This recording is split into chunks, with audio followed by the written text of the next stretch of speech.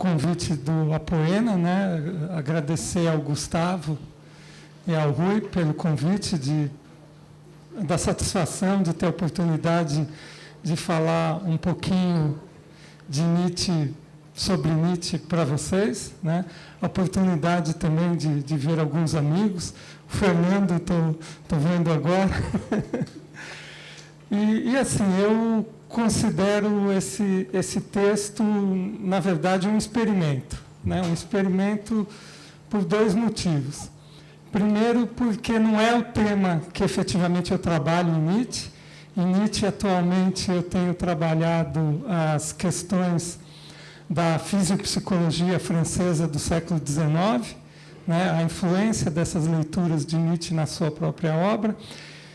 E depois, porque, na verdade, é uma tentativa de imaginar o que o Nietzsche pensaria de um livro sobre a relação homem-natureza, escrito quase 100 anos depois de Nietzsche, né? Então, essa tentativa tem alguns riscos inerentes, né? A possibilidade de a gente deixar alguns fios soltos, né?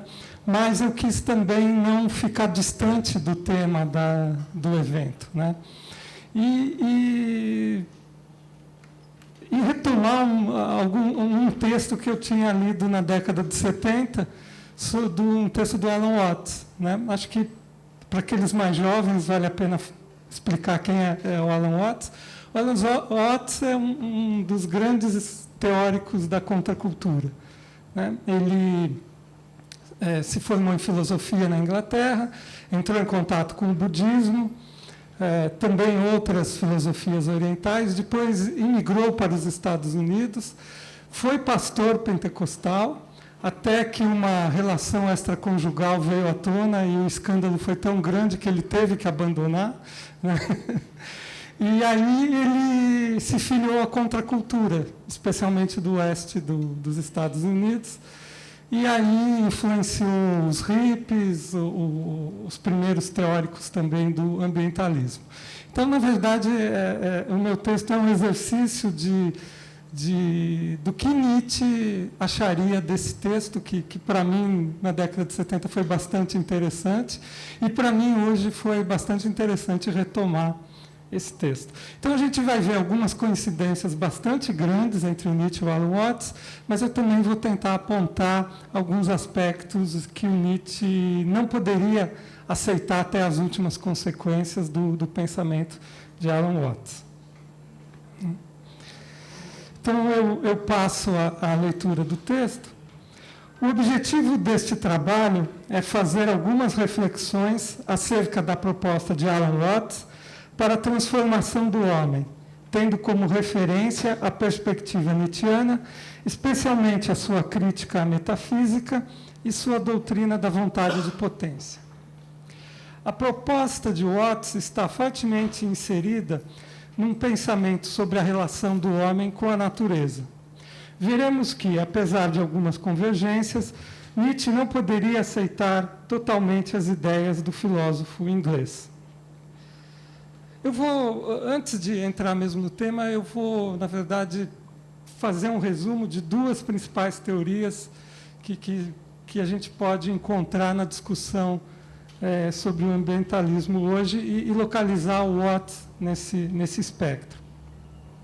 No espectro teórico do pensamento ambientalista, podemos identificar um extremo como o humanismo antropocêntrico e o outro extremo como o biocentrismo.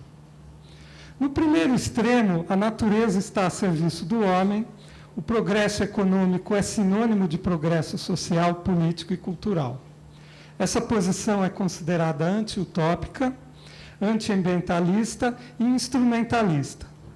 Essa posição pressupõe uma fé suprema na razão humana que se sobrepõe, inclusive, à natureza.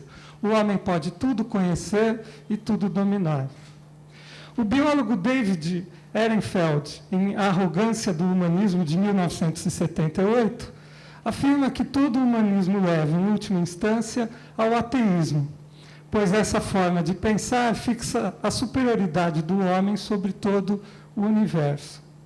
No segundo extremo, ou seja, no biocentrismo, o bem-estar e o florescimento de toda a vida, e não apenas a humana, tem valor intrínseco, independentemente de sua utilidade para o homem.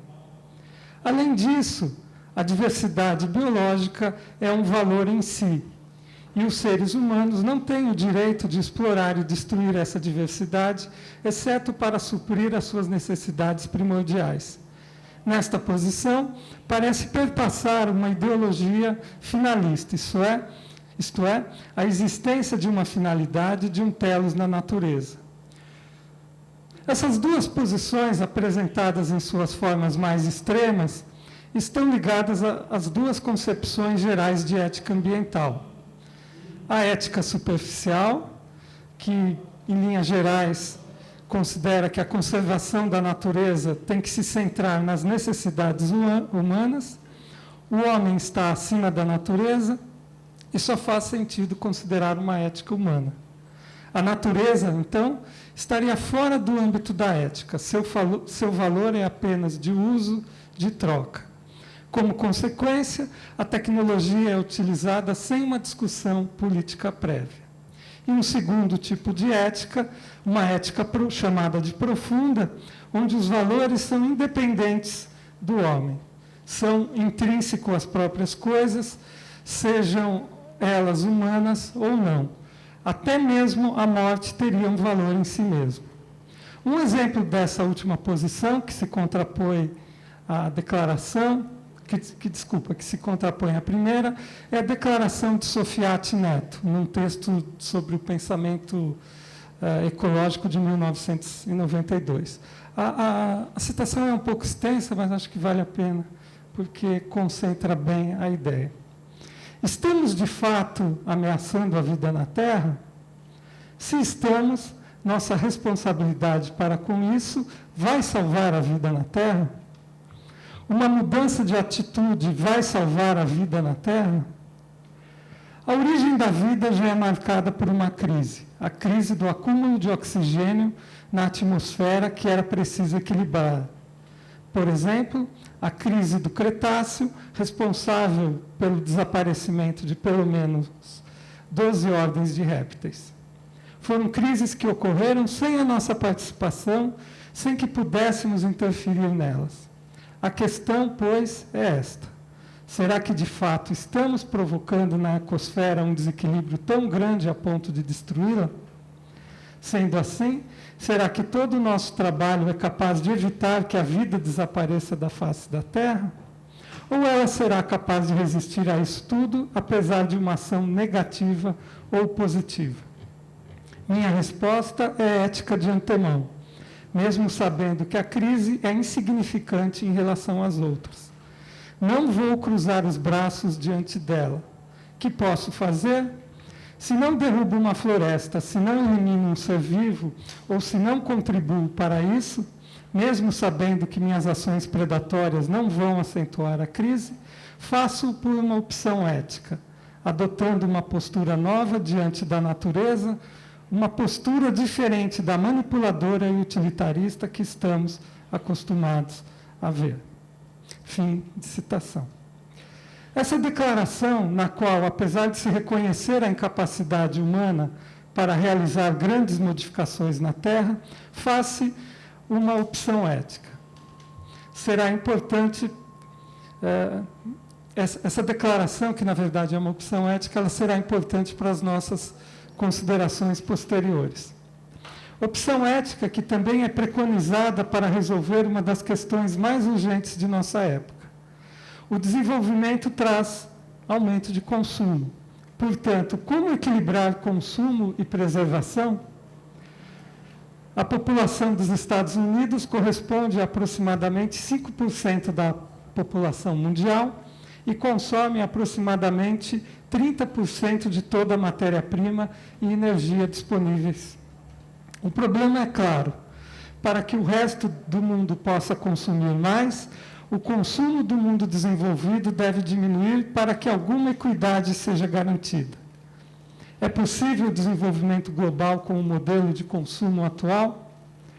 Alguns propõem a união da tecnologia, da ciência, da filosofia, da arte e da religião para responder a esses desafios.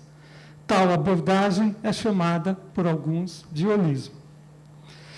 Então, é nesse contexto holístico que queremos inserir o filósofo e escritor inglês Alan Watts, mais conhecido como divulgador da filosofia oriental, especialmente o Zen budismo. A partir do final da década de 1950, inicia experiências psicodélicas com mescalina, LSD e maconha, o que influi em seus escritos. Nessa época, seus textos estão perpassados por termos científicos e psicologia, e constroem um paralelo entre o misticismo e as teorias cosmológicas da física do século XX. Nos anos 60, Watts associa as experiências místicas com a consciência ecológica.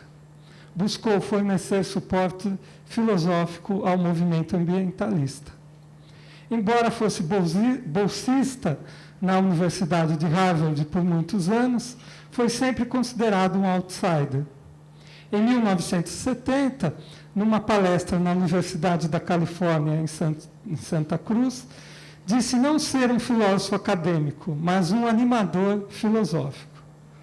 Seus textos apresentam os seguintes temas principais: a alienação do modo ocidental de vida como causa de doenças, a renovação cultural a ser obtida pela mistura de diferentes culturas, a tolerância, a paz internacional e o entendimento entre as culturas, a vida como contraposição de opostos e o significado da evolução cósmica e humana, o casamento, a sexualidade, a consciência humana, a preocupação com os usos da tecnologia e a ética nas questões entre homem e natureza e, dentro desse tema, a consciência ecológica.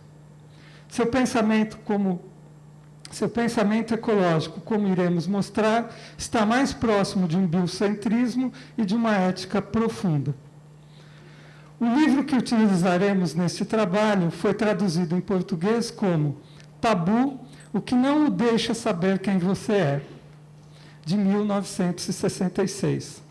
Watts, nesse texto, constrói uma visão de mundo baseada no hinduísmo, na filosofia chinesa, no panteísmo e na ciência contemporânea, cujas ideias principais são a noção de sujeito como uma ilusão ou mito e a concepção a qual os entes que nós acreditamos serem separados são, na realidade, processo de um todo. O livro pretende revelar um poderoso tabu que impede que nós saibamos realmente quem somos. A ilusão predominante que cada um de nós... esse tabu é a ilusão predominante que cada um de nós é um ego separado e autônomo. Acreditamos que há um centro autônomo em nosso interior, um eu distinto do mundo exterior. Essa visão, segundo Watts, não é corroborada nem pela ciência ocidental, nem pelas filosofias orientais, principalmente o Vedanta do hinduísmo, e leva-nos ao uso abusivo da tecnologia e ao domínio violento do meio natural. Isso porque vemos o mundo externo como hostil e tentamos dominá-lo, ao invés de cooperarmos com ele em harmonia. Não basta apenas evitarmos a explosão do planeta pelas bombas atômicas e a destruição do solo, da água e do ar pelas substâncias tóxicas, pois nosso problema fundamental é a forma falsa e distorcida pela qual nos sentimos e nos concebemos como seres humanos. Nossos melhores esforços pelos direitos civis, pela paz internacional, pelo controle da população, pela conservação dos recursos naturais e pela distribuição de alimentos, serão mais destrutivos do que positivos se continuarem a ser exercidos por nossa concepção atual de sujeito.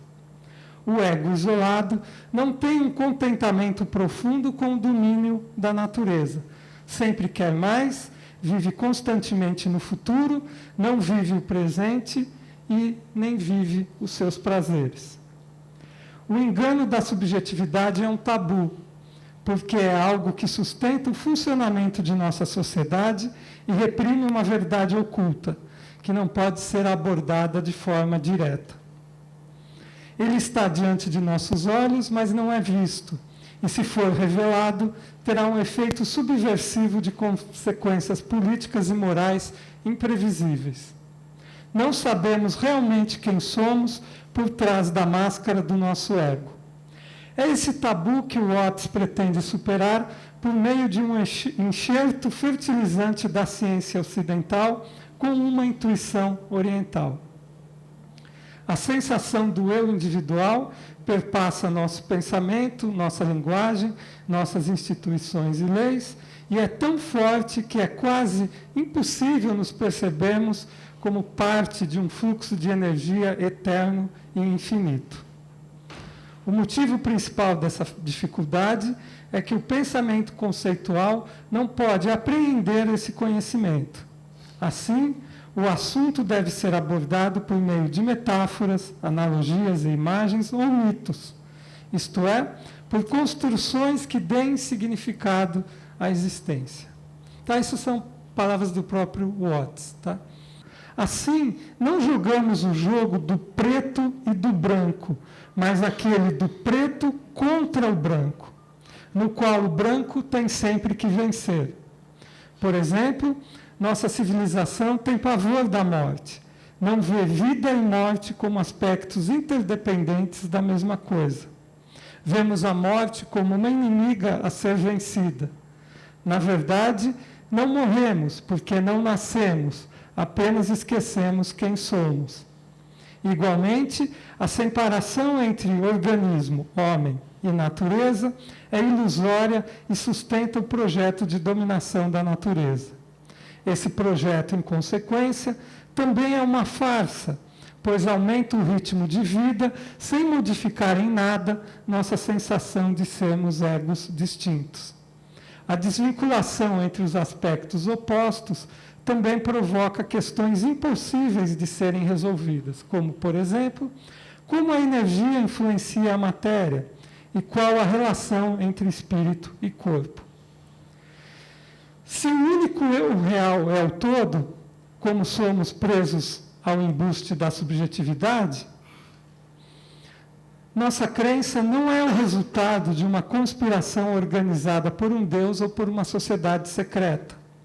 Há algumas condições biológicas que contribuem para o embuste da subjetividade. A reduzida capacidade de nossa consciência em abarcar o todo, a memória que nos fornece a ilusão de que algo permanece, e os sentidos que nos induzem a acreditar que a pele é uma barreira que nos separa do mundo exterior, um lugar que já existia quando nascemos e que continuará a existir quando morremos.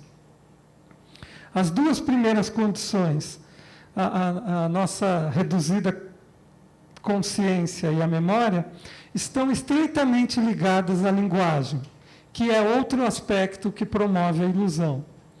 Eu cito diretamente o Watts. Meu problema como escritor, usando palavras, é desfazer as ilusões da linguagem, embora usando uma das linguagens que geram tais ilusões. Assim, só posso obter sucesso segundo o princípio de mostrar um pelo do cão que me mordeu. A única, fim de citação, a única unidade real é a da totalidade. Há uma interdependência entre os acontecimentos do mundo.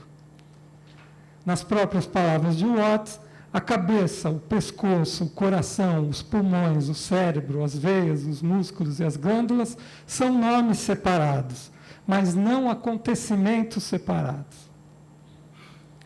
Tanto o mundo como o homem não são como um carro montado a partir de peças separadas e distintas. Porque podemos dar nomes distintos às coisas, acreditamos que elas são separadas. Segundo Watts, novamente nas próprias palavras dele, só nominalmente o indivíduo está separado do seu meio, mas não realmente. Quem não reconhece isso está sendo enganado pelo nome. Fim de citação. Todo esse modo metafísico e moralista de pensar, segundo Nietzsche, é fixado pelo hábito em nossa civilização. E questioná-lo provoca mal-estar, não sendo fácil superá-lo. Destacaremos agora um aspecto que certamente Nietzsche não aceitaria e que é fundamental para o pensamento ambientalista de Watts, o que nos leva a crer que, embora o filósofo alemão pudesse acompanhar algumas críticas do inglês à filosofia tradicional ocidental, ele não aceitaria totalmente seu ambientalismo. Watts acredita que o mundo é um sistema único, harmonioso, que funciona primordialmente através de cooperação. Ele afirma, cito então Watts, é certo que o sistema contém lutas, pássaros contra vermes, caracóis contra alfaces e aranhas contra moscas. Mas essas lutas são conflitos controlados, no sentido de que não fogem ao controle natural, de que nenhuma espécie é vitoriosa permanentemente. Só o homem é que está procurando eliminar seus inimigos naturais, na convicção de que é ou deveria ser a espécie suprema. Da mesma forma como criamos legumes, gados e galinhas para nosso alimento, compreendendo que nossa vida depende dessas criaturas, também deveríamos compreender que as criaturas inimigas que assaltam o homem, ou seja, insetos, bactérias e fungos vários, são, na realidade, inimigos amigos. Inclusive, o Watts chega a dizer que uma pessoa que morreu de alguma doença deveria ser homenageada como um soldado que morre numa batalha, porque essa morte permite que os outros homens possam se desenvolver de forma mais espaçosa, vamos dizer assim. Estamos diante de uma polaridade em que não há aspectos separados. O inimigo-amigo ajuda o homem a se desenvolver melhor. Devemos nos incluir no ciclo de cooperações e conflitos, de simbiose e de predação, o qual constitui o equilíbrio da natureza. Pois uma espécie permanentemente vitoriosa não só destrói a si própria, como aniquila toda a vida em torno. Devemos deter e não eliminar o inimigo. Alimentar o ego é alimentar a infelicidade, pois incrementamos uma ansiedade perpétua causada pelo desejo de sobrevivência individual. O homem deve buscar a completa colaboração com o mundo num sistema harmonioso de conflitos controlados. Podemos deixar de lado a posição talvez ingênua de que apenas o homem pode modificar drasticamente o meio ambiente e atacar diretamente a ideia de uma relação harmoniosa entre os seres. Para Nietzsche, nas próprias palavras, uma criatura quer, antes de tudo, dar vazão à sua força. A própria vida é vontade de potência. A autoconservação é apenas uma das indiretas, mais frequentemente uma das mais frequentes consequências disso. Em suma, nisso, como em tudo, cuidado com os princípios teleológicos supérfluos. Fim de citação, além de bem e mal, 13. Não apenas a vida é vontade de potência, mas o próprio mundo só pode ser entendido como vontade de potência e nada mais. Da mesma forma que o Watts, o filósofo alemão também tem seu mito que dá significado à existência, a vontade de potência. Em Nascimento da Tragédia, o mito, vou falar um pouquinho para justificar essa minha posição de que a vontade de potência pode ser entendido como um mito em Nietzsche, eu vou me ligar à concepção de mito que podemos encontrar no Nascimento da Tragédia. No Nascimento da Tragédia, o mito se opõe ao cotidiano e à narrativa histórica, ou seja, não se propõe ser um discurso sobre o real ou verdadeiro. Ao apresentar algo universal, isto é, a efemeridade das formas e, portanto, do homem, o mito dá significado à existência. Um significado que, embora em sua forma seja específica para cada cultura, tem seu conteúdo universal e originado da íntima relação entre o apolíneo e o dionisíaco, a afirmação do fluxo eterno de movimento e de que dele fazemos parte. Sem o mito, toda cultura perde sua força criadora, pois ele dá unidade a todo o movimento cultural, ou seja, dá aos homens uma interpretação de sua vida e lutas. Em seus últimos textos, livre da esperança de renovação cultural, especialmente da influência de Richard Wagner, não mais apoiado nos impulsos apolíneo e dionisíaco em sua copresença no mito trágico, Nietzsche busca não mais um mito germânico, mas um mito filosófico que dê significado ao mundo. Vontade de potência, entendido como interpretação e não como descrição do mundo. E aí eu vou, de forma bem rápida, apresentar, então, a vontade de potência. O mundo para Nietzsche é finito e é constituído por um número finito, apesar de imenso, de impulsos ou forças eficientes. Não há uma força única, e sim uma pluralidade. A quantidade total de impulsos permanece sempre a mesma e a multiplicidade se mantém. O impulso ou a força não é definido como algo em si, pois só existe enquanto efetivação, ou seja, o impulso não se distingue de suas manifestações. O impulso não é causa, não produz efeitos, ele é um puro efetivar-se. Pura ação é um agir sobre. É na relação com os outros impulsos que ele se manifesta. Além disso, as forças cósmicas não se distinguem entre o vivo e o não vivo. As forças ou impulsos agem e resistem uns aos outros e tendem a exercer-se até o limite. Eles efetivam-se manifestando um querer vir a ser mais forte. É nessa manifestação que se exprime a vontade de potência, que é um caráter intrínseco da força, tendência de toda a força para efetivar-se e para aumentar. Impulso ou força, portanto, refere-se a um quantum de potência. Não é nenhuma intencionalidade, pois a força não pode não se exercer. A multiplicidade e a tendência por mais potência geram um conflito permanente. O desequilíbrio é fundamental e há sempre redistribuição das forças. O domínio de uma força sobre as outras não é definitivo e o padrão de relacionamento entre elas não é estável. A dominação não é uma tentativa de destruição, mas sim de assimilação e crescimento. Não há finalidade, porque se há uma tendência constante à superação, não pode haver como objetivo nenhuma configuração específica de forças. O mundo, portanto, é um processo e não uma estrutura estável. Não houve início e não há um fim, há um eterno vir a ser.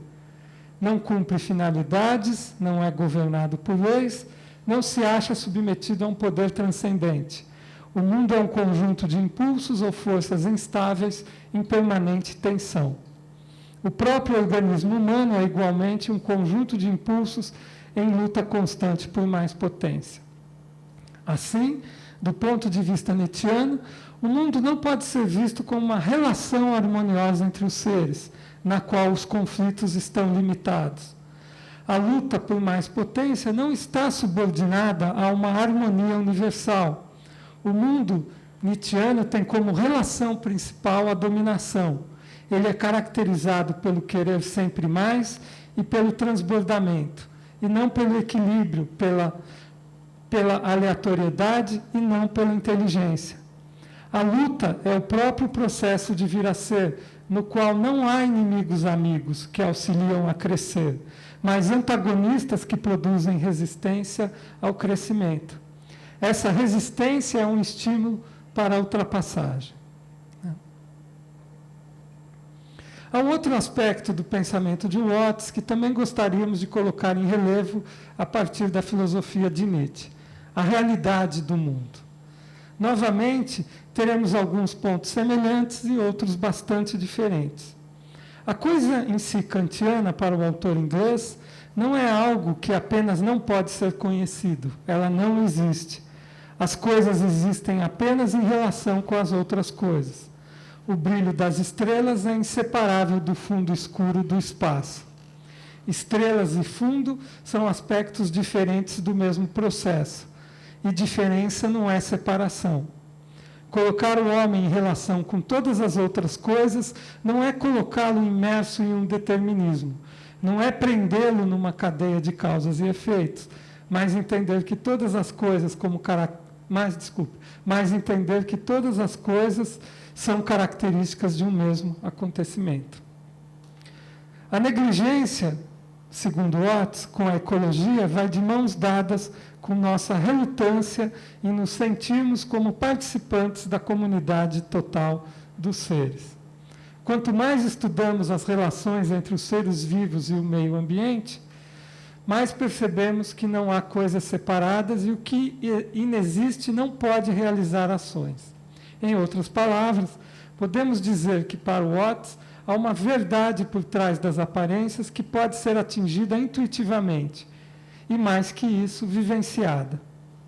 Também podemos entender que, no pensamento nietzschiano, as coisas do mundo são diferentes aspectos ou perspectivas de um mesmo processo, embora múltiplo, a vontade de potência. No entanto, não há um fundamento ou uma verdade que deva ser desvelada ou descoberta por trás de um manto de ilusão. Vontade de potência é uma interpretação sobre o mundo e não uma descrição do mundo. Da mesma forma que o mecanicismo do século XIX, a doutrina da vontade de potência, nas próprias palavras de Nietzsche, é a interpretação e não texto. Uma interpretação que, ao ver os mesmos fenômenos que os mecanicistas, introduz na natureza, nas próprias palavras de Nietzsche, a imposição tiranicamente impiedosa e inexorável de reivindicações de potência. Uma interpretação que é superior às outras porque se reconhece enquanto interpretação, pois não pretende apresentar verdades sobre o mundo. O mesmo ocorre com os inúmeros conceitos científicos que Nietzsche transfigura e transpõe para o seu pensamento filosófico. Num fragmento póstumo de 1886, o filósofo alemão afirma o estatuto metafórico de alguns termos biológicos. Termos esses que eram bastante importantes para a biologia da segunda metade do século XIX. Cito o fragmento póstumo: divisão do trabalho, memória, exercício, hábito, instinto, hereditariedade, capacidade, força, todas são palavras pelas quais não explicamos nada, mas nos contentamos de designar e indicar. Fim de citação. Em outras palavras, esses termos são metáforas que tentam apanhar algo de fixo, um conceito ou uma lei, em processos dinâmicos de dominação. Eles não designam nada de efetivo. O que ocorre é que Nietzsche não pode aceitar a verdade dos elementos fisiológicos e biológicos. A ciência de sua época, embora substituísse uma verdade pela outra, demonstrando uma desconfiança acerca da verdade absoluta, ainda estava imbuída do valor absoluto da verdade, isto é, estava impregnada de preconceitos morais.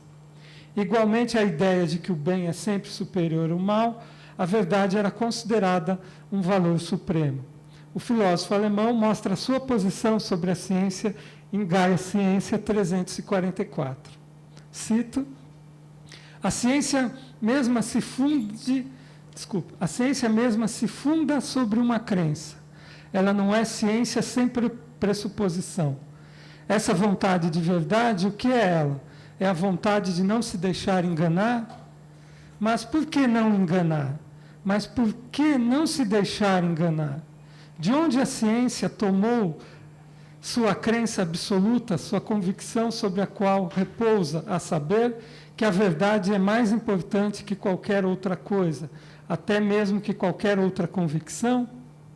É ainda e sempre sobre uma crença metafísica que repousa a nossa crença na ciência. Nós que buscamos hoje o conhecimento, nós, os sem Deus e antimetafísicos, nós acendemos ainda nosso fogo na fogueira que uma crença milenar inflamou. essa crença cristã, que foi também a de Platão, a crença de que Deus é a verdade e que a verdade é divina. Fim de citação. A doutrina da vontade de potência não descreve o mundo como ele é. Elas dão significado ao mundo. Essas interpretações passam pela superação das dualidades de qualidades opostas absolutas. Bem, mal, verdade, falsidade, alma, corpo, psicológico, fisiológico, cultura, biológica, etc.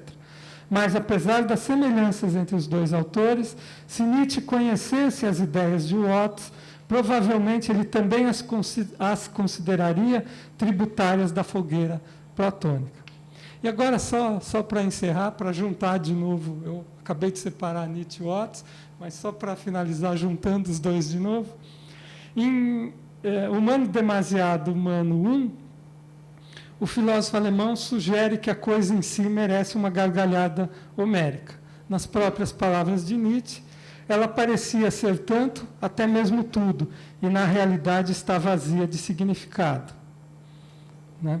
Então, colocamos ao lado da coisa em si todas as outras noções de entidades fixas, absolutas, eternas, né? a dualidade metafísica, e juntamos também uma gargalhada que o próprio Watts, no seu livro, finaliza o livro com essa gargalhada. Ele cita um sábio chinês dizendo o seguinte: nada nos resta, nesse momento, a não ser dar uma boa risada. Então, com isso, eu junto a risada dos dois autores e agradeço a atenção de vocês.